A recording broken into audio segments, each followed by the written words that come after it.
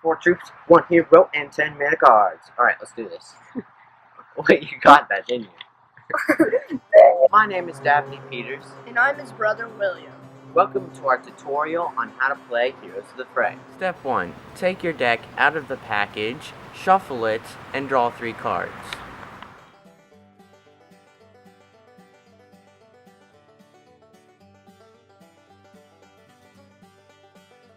This is how you set up your 10 mana cards. 5 face up blue, and 5 face up red. Each player always starts with 5 face up blue mana cards when you first start the game. The mana cards are used to summon troops and tokens, but you can only summon troops and tokens when they're face up blue. Face up red, that means they are deactivated, so you cannot use them. This is how you set up the field.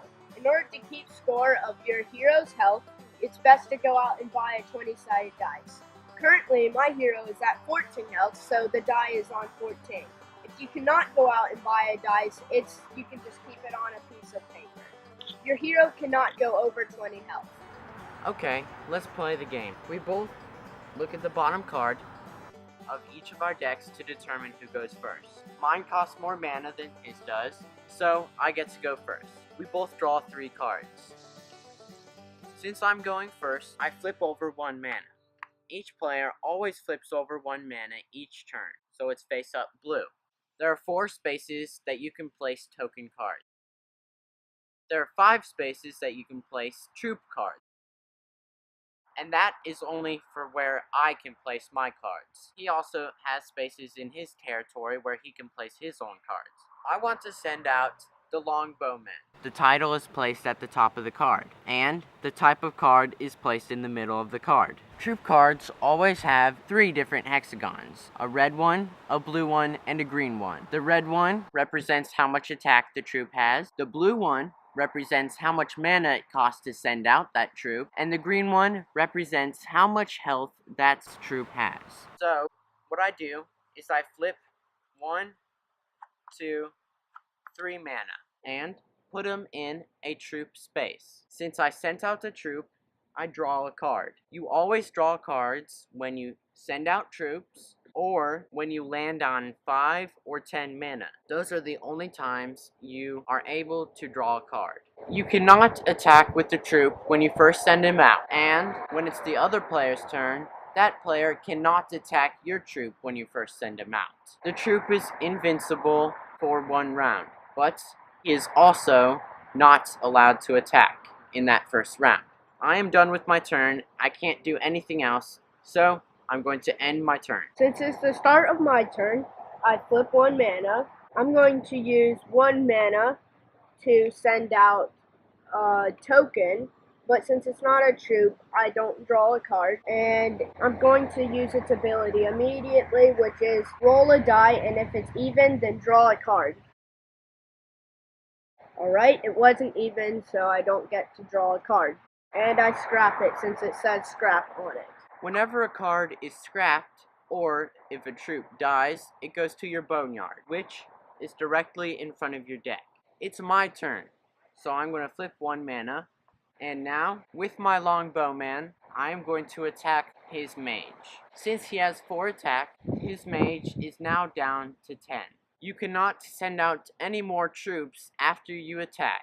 If I wanted to send out this troop, I cannot send him out now because I have just attacked. Alright, I end my turn. I flip a mana, and I'm going to use 4 mana to send out Iron Glove, and I'm going to use his ability, which is to give my mage plus 5 health, which would bring me up to 15. He does not scrap this card because it says keep, which keeps it on the field. Since I cannot do anything else, I'm going to end my turn. Okay, it's my turn. So I'm going to flip 1 mana. As you can see, I land on 5 mana. So I draw a card.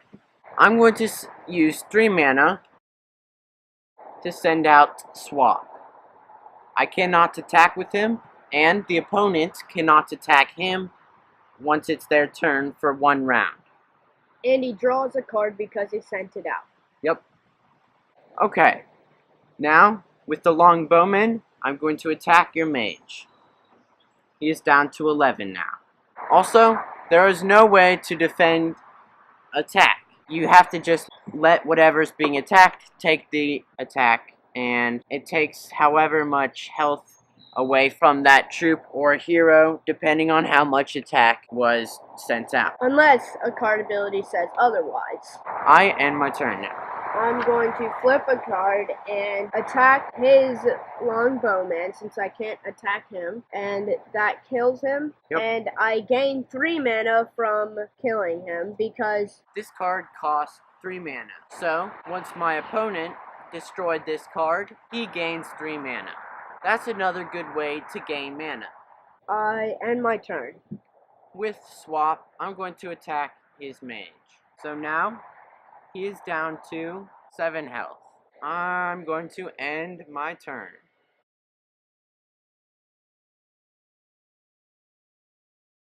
I attack with my mage to destroy his card, and I gain 3 mana because of that. And since I landed on 10, I get to draw a card. I end my turn. Okay, I flip up 1 mana. There are no troops out on the field, but a hero cannot attack another hero. Heroes can only attack other troops, and since tokens do not have any health, they cannot be attacked unless a card's ability says otherwise. Okay, my turn is ended. Since I'm at 10 mana, I draw a card because when you're on 10 mana and you stay on it the next round, you keep drawing until you lose 10. And I end my turn. I'm going to flip up to 5 mana now, and since I landed on 5 mana, I'm going to draw a card. I am going to end my turn. I'm going to use 4 mana to activate the token Peek. It allows me to look at 3 of my opponent's cards in their hand. So I'll just Okay, pick 3 cards. Are you done? Okay. I scrap it since it's a skill, and I end my turn. I'm going to flip up 1 mana. I cannot do anything, so I'm going to end my turn. I flip a mana, and I'm going to use 3 mana to send out the token Stealing Boots, which allows me to take 2 HP from his hero and give it to mine. So he is now at 13, and I am now at 9. So I end my turn. That also does not count as landing on 5 mana. Going down to 5 mana does not count. The only ways you could land on 5 mana are when you go up to 5, because you can't go down and land on 5. Now it's my turn, so I'm going to flip 1 mana. Let's see. I'm going to send out, for 4 mana, the Thief, which allows me to draw a card. I end my turn. I'm going to flip a mana and use 2 mana to send out Smoke Bomb. This says that your opponent's troops cannot attack your hero or your troops this round. I end my turn. I'm going to flip 1 mana. You can send out as many cards as you want to, as long as you haven't attacked yet, and as long as you have enough mana. I could send out 2 2-mana cards right now, or 4 1-mana cards, as long as I haven't attacked yet. With the Thief, I'm going to attack his hero, and since this guy has 5, I can't attack because he has Smoke Bomb. Well, I guess I'll end my turn. So I flip a mana. Since I land on 5, I get to draw a card. I attack with my mage and destroy his card, allowing me to gain 4 mana. I end my turn. I land on 5, so I draw a card, and this thing is scrapped now since it was just used. What I'm going to do is I'm going to use 2 mana to send out Spike Bomb. Spike Bomb deals 3 damage to target troop, and then you destroy this card. He doesn't have any troops out, but I'm just doing this so I can draw a card.